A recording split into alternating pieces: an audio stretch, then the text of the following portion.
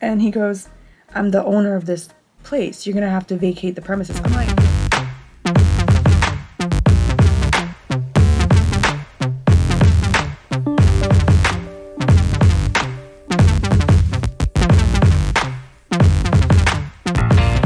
hey guys, it's story time. I'm gonna be doing my makeup today and getting ready to do some PR stuff. But I thought I would share this story because you're probably you might actually learn something from this story. I never really told anybody about this situation, but I thought I would share it because I kind of want us to get a little bit more close and familiar with each other and kind of grow together. Let's get into it. The first thing I'm going to start off is with my eyebrows, but let's get into the story. So at the time I was living with my grandma in Florida. Here in Florida, I'm still in Florida.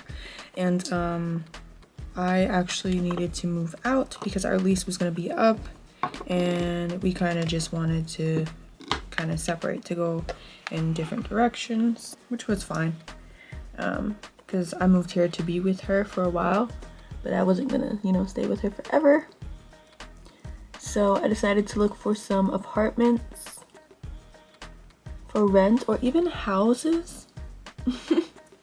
And at first I couldn't really find anything in my budget because I did have a job and I had a certain budget that I could afford at the time, and I ended up finding a place. I visited lots of apartments and locations, but they just either were too high, not in a good area, or just not for me. Add some of this gel to my eyebrows. So once I find this one place, it was actually a house and it wasn't that far from where I was at already. So I talked to the owner and it turns out they went through this like realtor system where you had to go on their website, pin in the location where you were at, and then they would give you like the security code to go and unlock the apartment or house to get in if the realtor couldn't come. So when we got to the location, I did that and I spoke with the person, but via text, and they ended up sending me the code and I was able to get in, and I went and I looked at it. It was a very nice place. It was a very nice house. I had a good backyard. It was in a decent area, and the price was obviously great. And it had 2 bedrooms and a bathroom with the kitchen and the living room, and then it also had a backyard, a big backyard. And at that point, everything was put together, had central air, it was very clean, and I liked the place and I wanted to get it. So after I had visited the place, I had talked to the realtor and I told them that I was very interested in it and to send me the paperwork so I can start filling out for the house. So they sent me information to fill out all the paperwork, and I kind of went over it. I went over it with my boyfriend and I basically filled it out, and then when I was finished with it, I sent it back. So I sent him all my paperwork and I filled out the entire application, and he asked for a deposit just in case my paper went through, that I'd be able to actually hold the place afterwards. And the deposit I think was 400. It was either between 400 or 600. I don't really remember the number, but it was a decent amount of money. Ooh. So I ended up sending him this, but the way he asked for this to be sent was not like a normal transaction. He asked me to send it through Venmo, which I know some places they actually use like Cash App and stuff like that as forms of acceptable payments, but I didn't even meet this person and he was asking me to send it through that way. And I waited a couple days. I was like, can you give me a couple days to think about it while the paperwork's going through, and I'll talk it over. So he gave me a couple days, and I talked about it with my boyfriend, and it did seem fishy. Let me tell you, it definitely seemed fishy, but for some reason we were just like, let's try it out. I don't know why I thought that, because that was like the stupidest thing I could have ever thought of. So we got back to the guy after a couple days, and the guy told us that my paperwork had went through and then I was approved for the place. And at that point, I was pretty excited, and I wasn't thinking about anything else but trying to move into that house. And he sent me basically the other paperwork for the actual lease for the 12 months, and I signed that and I sent that back.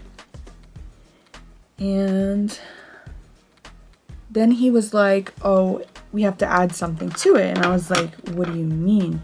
I gave you guys a deposit. It should be good for me to move in for a certain date. And he was like, you could do that. You could still move in, because I was also asking for a couple days early to move in prior to the month starting. And he was like, yeah, that's fine. But also, we need an extra $400 for an alarm system for security. And I'm like, I just gave you like between $400 and $600, and you still want an extra $400 for a security system? Like, is that necessary? So he kind of went into detail about how it is necessary and that you guys need it, and it's just for safety precautions and for not only safety for me, but just safety for the property. And if I don't have my own, housing insurance, for, if someone was to steal stuff in your house, if you have insurance that covers that, then you'd be okay. But since I didn't have that, he was offering this, and he's like, it's basically something you need. And I don't know if he was trying to make it seem like it was mandatory, but I kind of do feel like he made it seem that way in order to move in. So I was like, you know what, fuck it, I'm just gonna give you the $400 so I can hurry up and move in. I sent him the $400, he gave me the code, and I was able to get back into the apartment, to the house, to look it over again before I moved all my stuff in. Sponsored by... Today's video was brought to you by Apri. It's an active beauty skincare line, and I got their Lift and Restore Collagen eye masks. These are infused with green tea, and they come with 3 different masks on the inside. These are what they look like. In the back. So the Lift and Restore Collagen eye masks are used to tighten, hydrate, and diminish the appearance of dark circles, and I usually use this after a really hot, long, sweaty workout. The eye masks are infused with hyaluronic acid, vitamin E, and marine collagen, which leaves your skin feeling really equally balanced, and they're 100% biodegradable. So this is their website, and you can also find their products at the retailers listed. They also have other products and kits as well, like the On the Glow kit, but just for my viewers, you guys can use my code EVAC15 off for 15% off your order. And if you're an active girly, then this company is for you. Now let's get back to the video.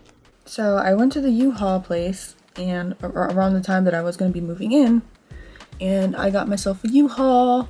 I paid like $200 to get this U-Haul. $200 or $300, because I had a lot of stuff, and I went ahead and hauled everything out from my apartment where I was at with my grandmother, and I moved all that stuff into the fucking house, and I organized everything, and I was ready to spend the night pretty much. And the first night was just fine. The location was okay. It was very quiet. I had my dog with me. I decorated everything. I cleaned out the fucking refrigerator because it wasn't cleaned. And I basically updid that apartment within 24 hours of the stuff that I did have in that apartment at the time. And the next day was pretty fine. I woke up, I had breakfast just like a normal person. I went to work. I left my dog there, so she was kind of barking, which, she's not used to being alone. So that was kind of hard for her. And when I came back, people were starting to stare at me like, what the hell? Why is this lady in this house? And I'm like, why are you staring at me? At the time, I didn't even know. I'm like, why is everyone staring at me so weird? I'm new here. Yes, I moved in. I paid what I paid. I'm a new person. Chillax. And then they were like, oh, do you have a dog there? I'm like, yeah. And they were like, oh, she was just barking a lot. Could you try to keep your dog quiet? I was like, oh, well, okay, sure, I'll try. But I was able to stay, I think, one more night. The next day, I don't even think I had work. I went out. I think I was there for like 3 days straight. And I think the second or third day, I woke up and there was a knock on the door. And I'm like, who could be knocking at my door right now at this time? Because nobody really knew where I was living at the time except for my boyfriend. And he would tell me that if he's coming or not. Or my grandmother. And I opened the door and there's a stranger there. I'm like, who are you? Hello, hi, nice to meet you. Who are you? And he goes, I'm the owner of this place. You're gonna have to vacate the premises. I'm like, excuse me?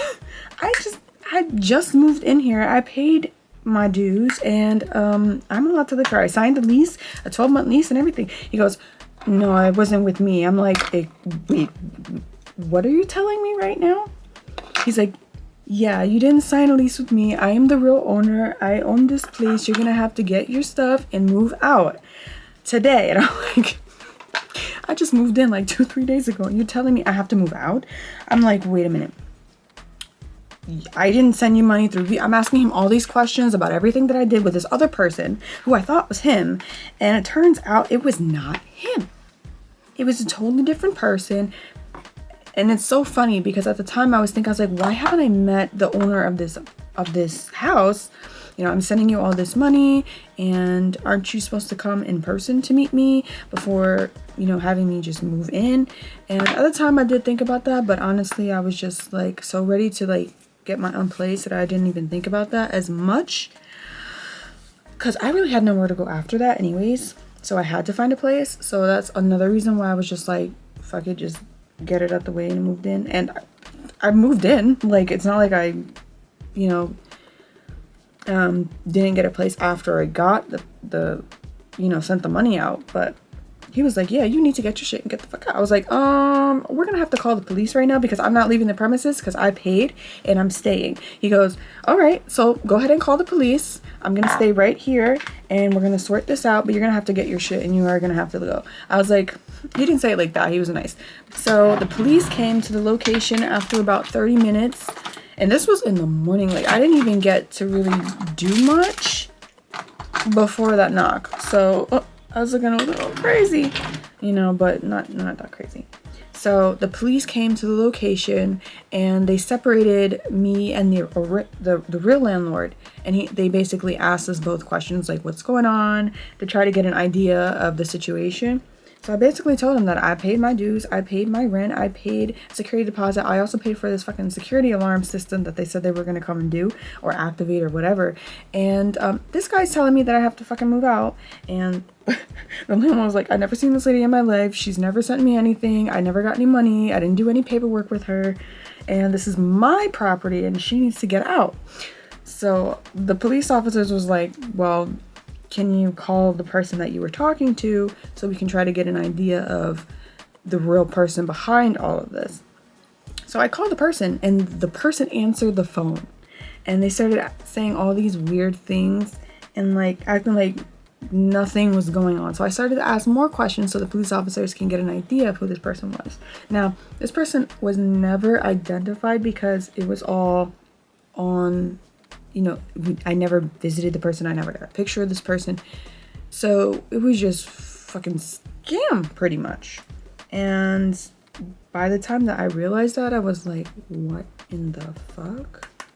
I was scammed. Like, I am shit out of like $2,000 worth of hard-earned money for someone who didn't even own this location.